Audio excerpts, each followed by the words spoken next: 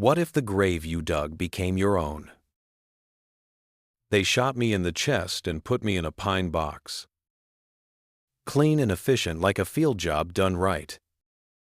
The dirt hit the lid like thunder wrapped in cotton. I counted every shovel. 1, 2, 13. By 43, I stopped breathing through my nose, needed to save air, slow the pulse. Listen. Through the wood, faint and damp, came her voice. My wife, soft, but ice cold. You sure he's gone? No shake, no tears, nothing. Then I heard him haze, my old partner, my brother from the desert. I checked his pulse myself, he said.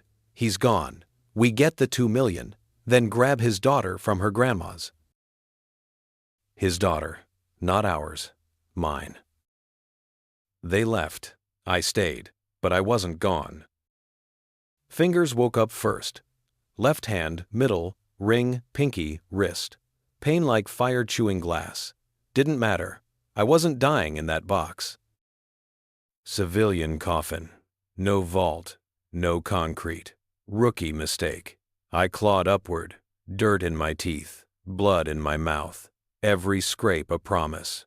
I'd been trained for worse. When I finally hit air, the night burned my lungs. Stars looked close enough to grab.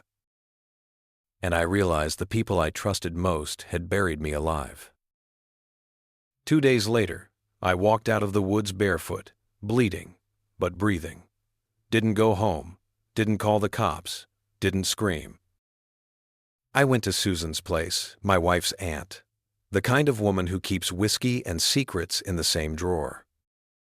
She opened the back door, saw me, dropped her bottle, and pulled me in. Blanket, ice, silence, better than any hospital. That night, I used a burner phone, ordered what I needed, voice changer, SIM tracker, one-way glass film. Most people break after betrayal. I started planning. At sunrise, I sat across the street from my own house. They were laughing, eating breakfast, using my plates. She wore his shirt. He held my daughter's teddy bear, the one I carried through my last deployment.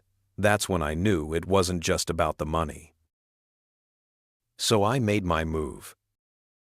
I forged a copy of our marriage certificate, added a hidden null clause, something no one ever checks, sent it to my lawyer anonymously. The will would kick in soon. All I needed now was proof my little girl was mine. One hair, pulled from that teddy bear's stitched mouth. DNA test. Result, undeniable. She was mine, not everything was gone yet. A week later, they bought a new house. Fancy place, big lawn, new cars. Hayes sold my truck. She sold my tools. My metals went for $5 at a yard sale. I watched through the scope, just glass. Then I stood, fixed my tie, and walked up the steps, knocked once. Hayes opened the door. The color drained from his face. You're dead. She came up behind him. What is this? I handed her the DNA report. She looked down, then up. I stayed silent. Then I gave Hayes another envelope, a forensic audit with his forged signature and my burial photos. And then I saw her, my little girl, standing behind the stairs, clutching that same bear. Daddy? Her voice cracked something in me wide open. I knelt, opened my arms. She ran to me like sunlight through fog. My wife stepped forward, all edge and panic. You can't take her. You're legally dead.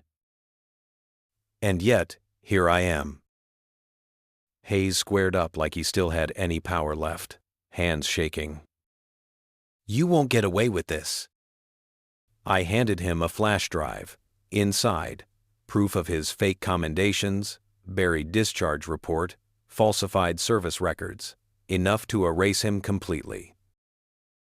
My daughter whispered against my neck, "Home now?" Yeah, home. Now we live in a cabin high in the mountains. Quiet, cold, safe. She plays with that bear every night. I sit by the fire and watch flames eat wood like time itself.